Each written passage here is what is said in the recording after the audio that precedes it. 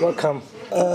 I thought I'd give you a short or brief overview about my work, and I would start with a work which is one of my first works. It's a series I call Aves, and it shows images of dead birds which I found on the street and took to my studio, and then not photographed, I scanned them.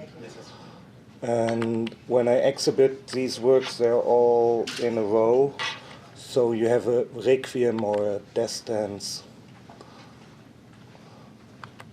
And this screen is kind of very light, so to get a better view for the colors, there are some books, and there's also a book on this work. So they're not taken, photographed with a camera, they're directly scanned.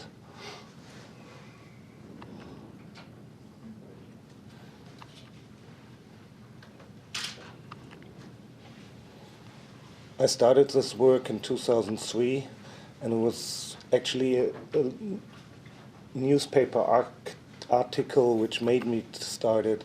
It was a newspaper article in a big German newspaper, Süddeutsche, saying that 30 to 50% of our birds' population will die within 15 years. I'm glad that it hadn't happened, because these 50 years are now over and most of the bird population still exists.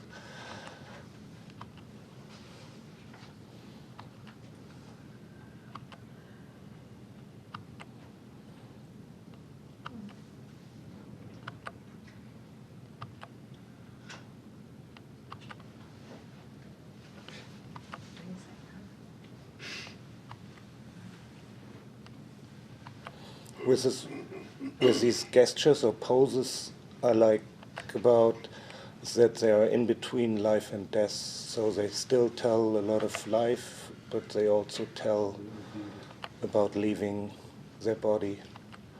That's how I exhibit them in the space. In North York, your exhibiting? No, I've never exhibited them in America, North America. In Europe, it was years ago.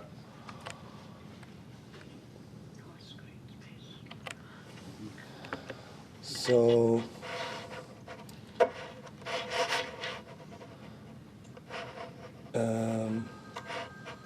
in 2010, I was invited to stay half a year in New York, and by my state, the state is called Saxony, where I live.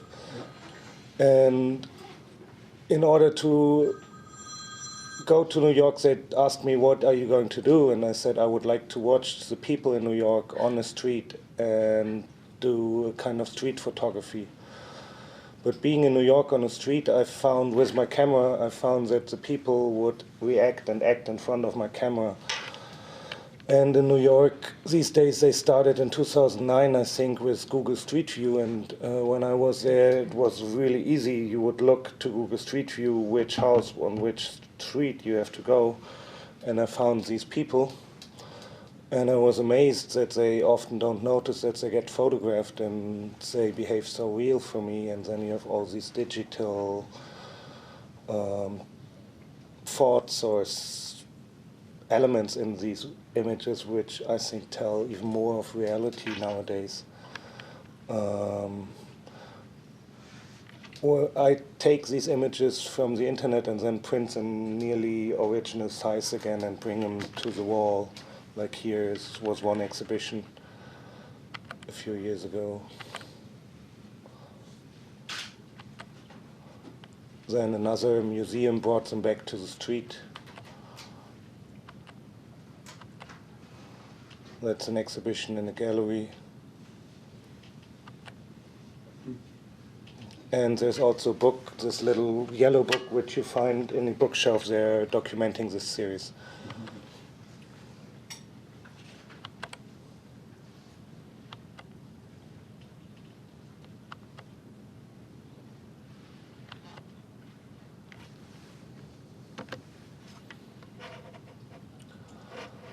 So perhaps one of my latest series, as I just showed people, was a series about artists my generation, and I call it this series 12, which means 12, but the whole series has so far yet 13 person in, and it's all different artists with working in different media like dance, music, painting, composition, conceptual, and I asked them to come to my studio with their clothes they work in, and I take a photograph of them, and then I keep the clothes and cut the clothes and frame the clothes directly around the image. The image is always life size, and with sandpaper I scratch the face away because I think it's very important. The gesture a person has, it tells so much about life and about what you do and how you stand in life. But as soon as you have a face on an image, most of the people would just refer and look to the face. Mm.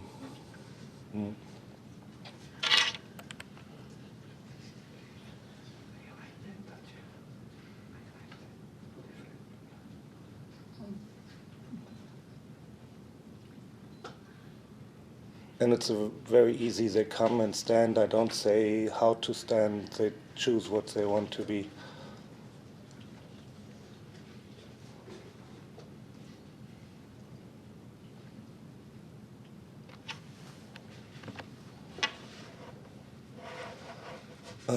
With this work, as they are all real size, and I like for me important is the texture of the image and the material and materialization of the objects. I show some older works here in another documentation.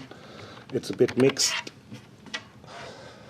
but most of the images you find here are images from my studio where I look to my studio wall, and there again, if I show them their real size, and they become, for me, important, these Trompe-l'oeil effects that you think when you look at it, is it from far, is it real, or is it the image of it?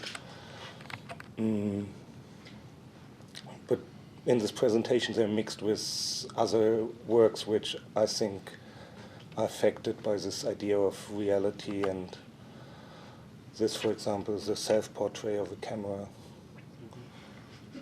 This one is called coruscation. What you don't see, this one is printed on a mirror, so where everything is white, you will mirror yourself watching yourself. This one was a negative I've never had exposed, but it was in an old metal cassette, and I thought I had exposed it, and I brought it to develop, and what I found out, it had exposed itself because sun would have gone through the cassette.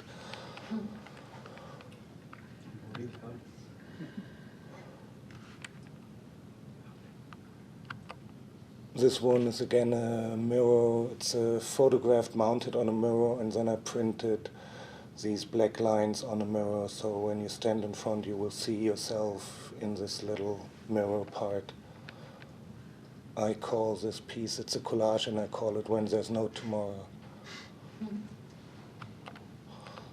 This one is a photograph taken in the Museum of Natural History in New York, but I call it a picture of my studio.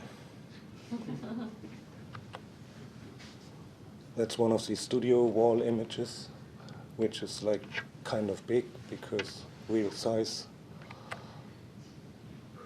That's an installation image to see how big these images can be. And it's actually, I never designed these walls. It's like here I was working for a show, so and from one point I was thinking, oh, that looks perfect for I need to document. And then I thought, oh, it's a perfect work to bring again back as a reproduction of the situation.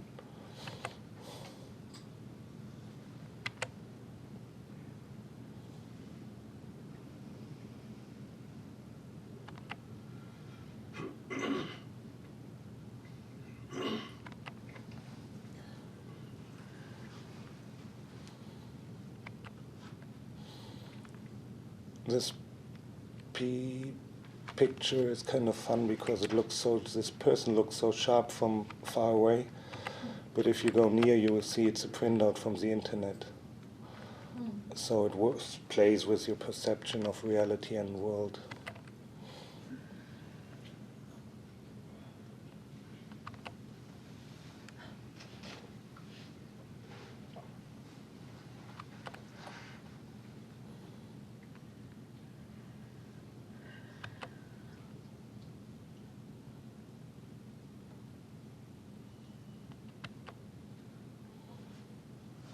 These two pieces are my studio window, but they are mirroring on another surface, and I took the picture of the mirroring. That's why you have these distortions and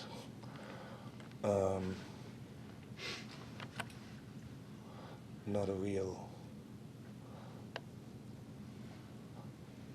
view of them. But then again, these works sometimes makes around. Here they were hanging in my studio, and then I took a picture, and then they get, again, these studio images.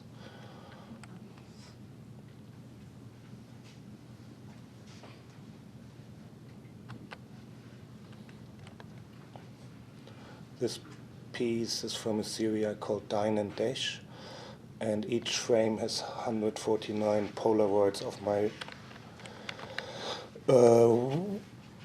little details from my studio window. Actually, I was photographing the sky, and then I took all these Polaroids and put them again into a new grid in a new way, so they become a new world, a new view of the sky or the window.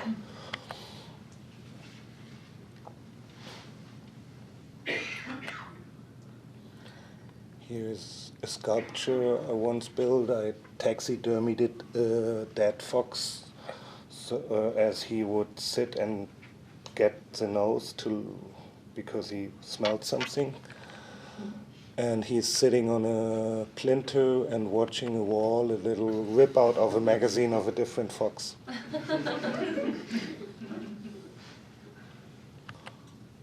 That's another sculpture I made. I found this really badly taxidermied mink in Switzerland, and I took it to my hotel room and photographed his shadow to the wall. So on this little picture next to him is a shadow, and I bought this mirror because if you stand behind him and you look into the mirror, you will see his mouth from underneath, and it looks like a little monster, and you will see your face together with the monster.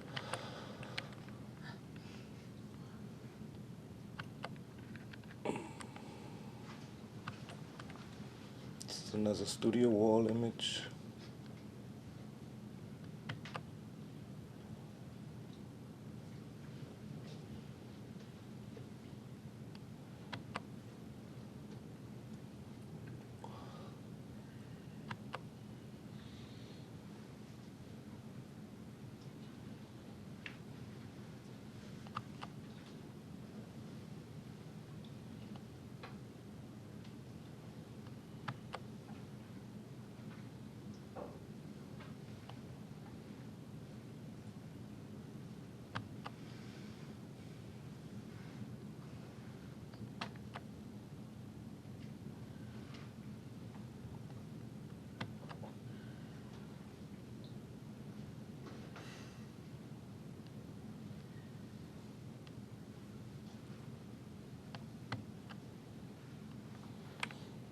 And it was the first image where I started to scratch.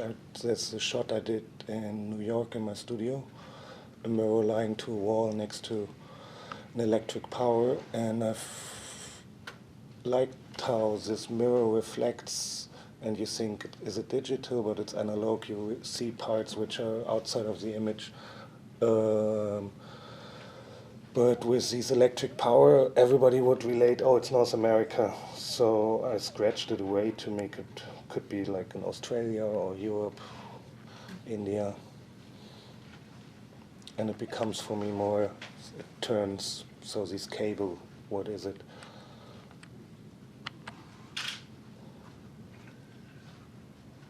It's an edge. Oh, here you see the mirror. of this second image I had on how it's printed on a mirror. It's hard to document because these colors are really shiny. How I print on with the colors I use to print on the mirror, it's hard to document. And then there's glass in front, but when sun shines on these colors, through the mirror behind, they really start to shine and are bright and beautiful to watch, but hard to capture in a documentation picture. That's a self-portrait of a camera, framed. And here is a bigger one of these Polaroid works.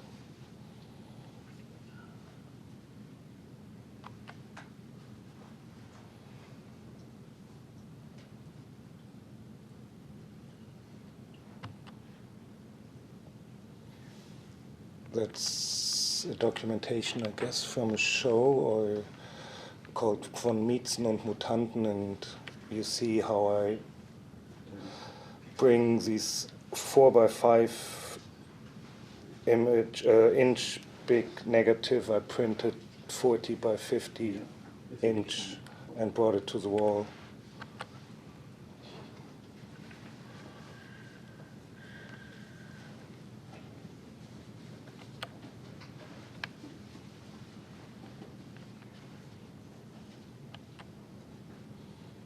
And that was the first portrait I did as a test for my series 12.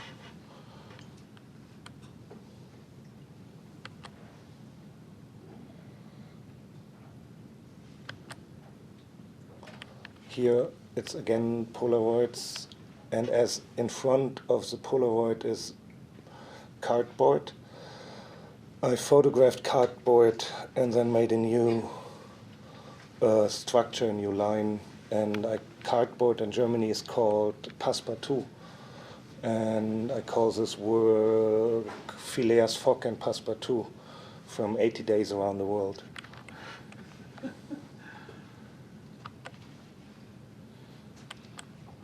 This piece is called Snout number 2. It's the second image I did of a bookshelf. They're kind of really large size, original. The objects seem to be original. And I documented my library and my studio. And they are taken with large format photographs, but in these works are lots of different, some objects are scanned, some are digital, some are changed in a way, I think, to how I can refer to reality and how I feel about reality. That's another mirror piece where I printed on a mirror a picture from the Empire State Building in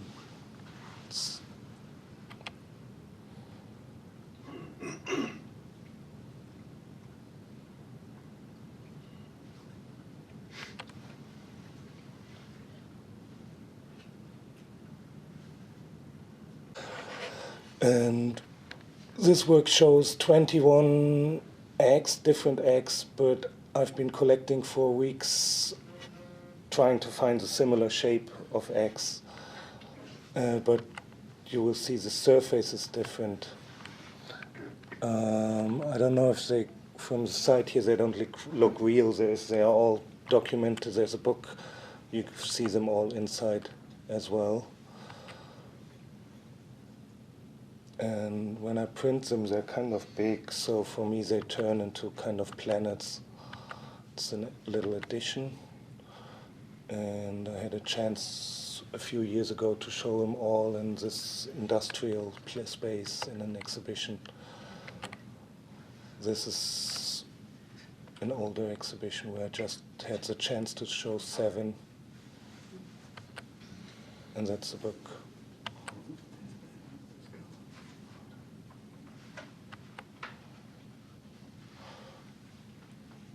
In a natural history museum where I had the chance to exhibit some of these works together with a work by Jochen Ploxtis, who's sitting there.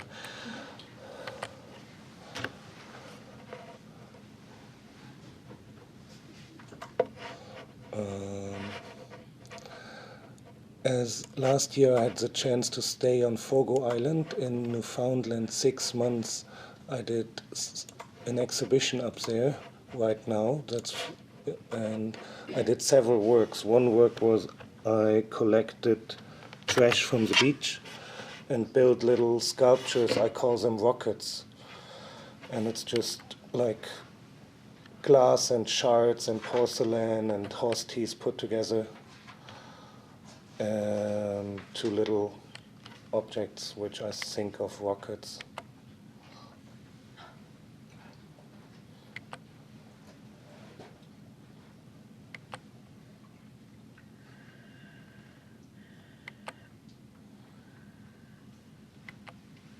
And on this island, they didn't have really trash idea how, what you call trash business. So everybody would put his trash into the sea. The sea takes and the sea gives. So I was amazed when the pack ice was gone away, how much trash was behind my house on the shoreline.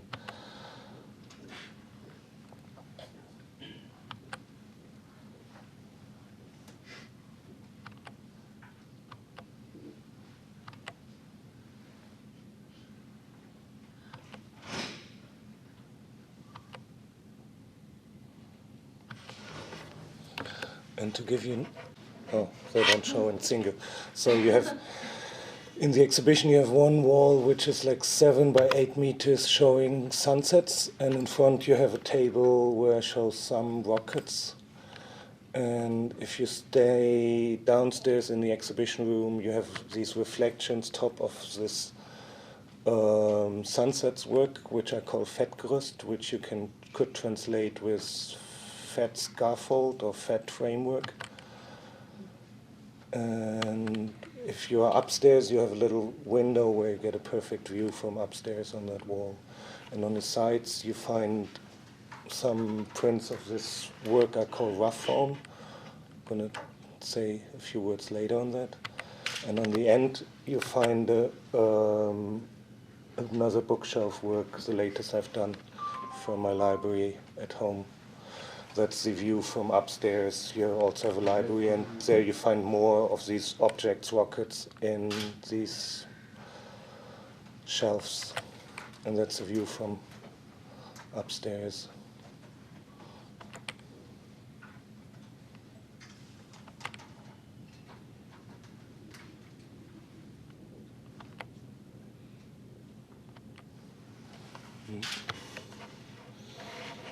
Now to the work raw form, which is, for me, in total it's 32 images showing rocks or collages of rocks. Each have a different title. So the first one is called Refusing to Acknowledge Reality in the Name of Reality.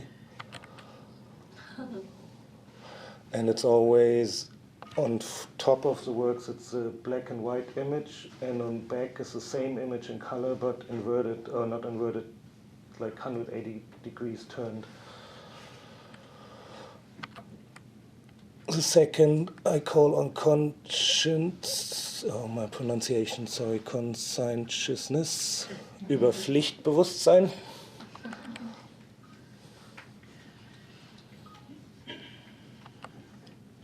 And the third is procrastination.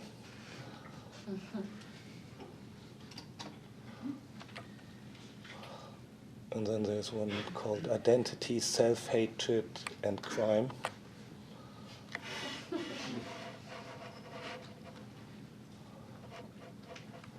But I think I just let them go around and you can read the titles by yourself, because it's 32 images.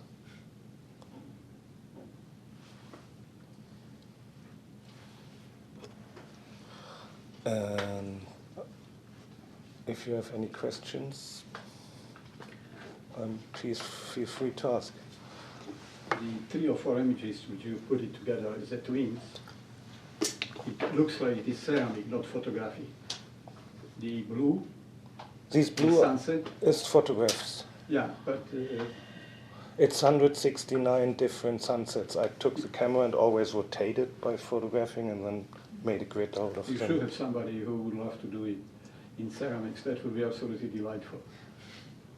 I didn't, sorry. Ceramics, tiles. Oh, woodwork, yes. Perfectly. I mean, that is, nobody did it before. The way you have the images. Actually, I was thinking in Munich there is a Königliche Hof glass manufacture, and they approached me a couple of years ago to work with them, and I thought this would be a perfect work for them. They do a lot of underground stations in New York City. Yeah, richtig.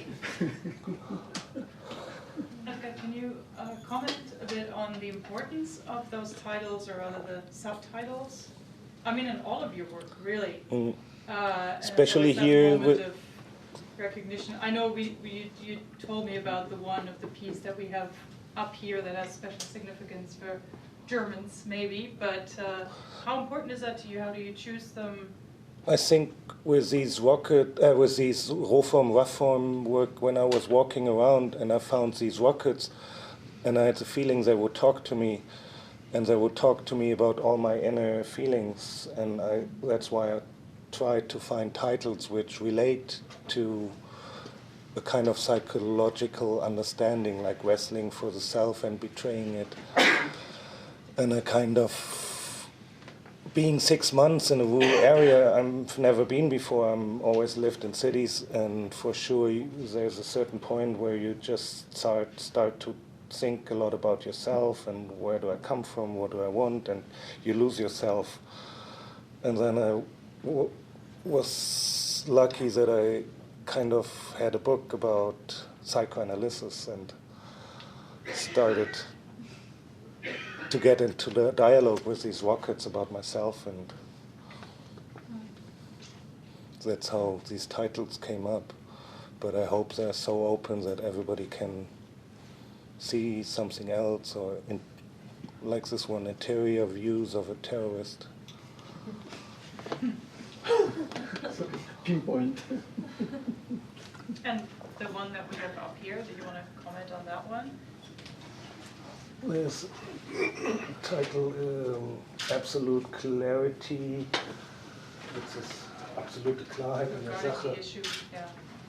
Absolute clarity concerning the issue. It's a direct quote of a former German president. I heard an interview by him in the TV, and he said the sentence, and I thought it's so ridiculous.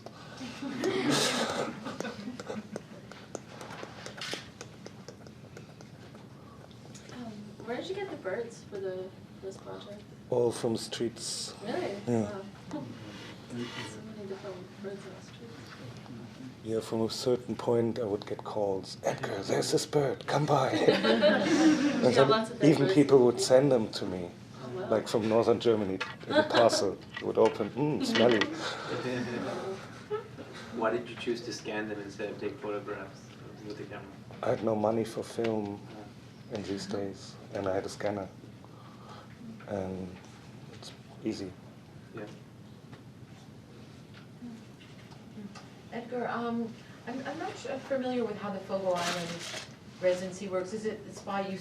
Was it you that submitted to do a residency there, or? They had an open call, Right. and I applied on that open call and got chosen. And I submitted a work which I would do, and I've done it, but I doesn't do. I showed it last year on the Toronto Art Fair here. Oh, what was it like? I have right now an exhibition in a space called 811. Oh, okay. 3 members of the collective are here tonight, Sonja and Zona and Felix, and there I show in the back 2 little monitors with politicians, images of politicians from all over the world. I have this archive I'm working since 12 years, and I'm collecting images of politicians under certain topics. And 2 sections of this archive I show right now in 811. One is I call devotion. It's mostly politicians who pray or in a devotive moment. And the other one I call You Will Be Soon Better. and it's politicians mostly going into hospitals and standing next to an ill person. There's also one of the politicians cutting cakes, right? There's also cutting cakes, yes. There are lots of different sections. It's one of these works which will never end. Yeah. You haven't been here too long in this residency, Edgar, but is there any first sort of sense of the North York context that would also, or how it compares to, or contrasts maybe Fogo Island, or maybe it doesn't contrast Fogo Island. At the end of the day, it's an arts residency in a certain context, but I think it contrasts a lot of Fogo Island. North York is this middle-class residential area, and it reminds me a lot of this American filmmaker, what's his name called? Didn't he do called Velvet, something, a film? Blue Velvet? Oh, really? David Lynch. I think it's very creepy. Yesterday night I went to the cinemas, and we've got these in front of the cinema little rooms where you can put your children on, close the door, and look from outside in how they have fun. But after the movie, it was dark, and we went home through this residential area, and on the boardwalk, people would step aside because they think two young people come and they are feared, and it's a weird area. But I haven't really had time much to explore it yet. As I worked on a show here at 811, which opened this week. I hope next week I have more time to stay out there and see all these nice malls. I also yesterday there was this dog shouting in front of a mall, and he was sitting there, and his owner was inside, and not for sure dogs are crying and shouting, it's something normal. But after 3 minutes, the police approached and called the person out of the mall to get outside, and said, "We were called." And I was like, wow, it's something so normal. There's a bylaw, dogs are not allowed to bark. Oh. Amazing. Do the dogs know? Yes. I don't know how they explain it to the dogs, but They like to talk like anybody else. well, we can open it up. We have food out there. Edgar is around. We're all around. Let me thank Edgar Leciejewski, of course, for being here for quite a long time. And I also, again, just want to acknowledge our partnership with Xenia and Sona are there, and I believe I haven't even met you yet.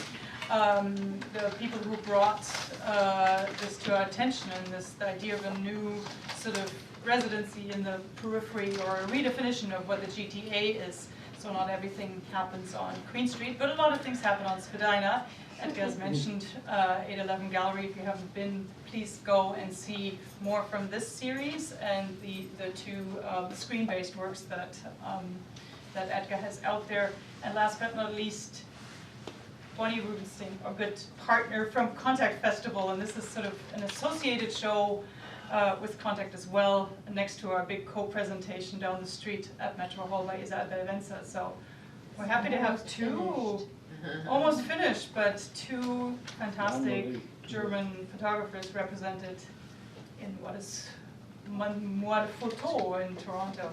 So thank you to all of your partners and Edgar. Vielen Dank.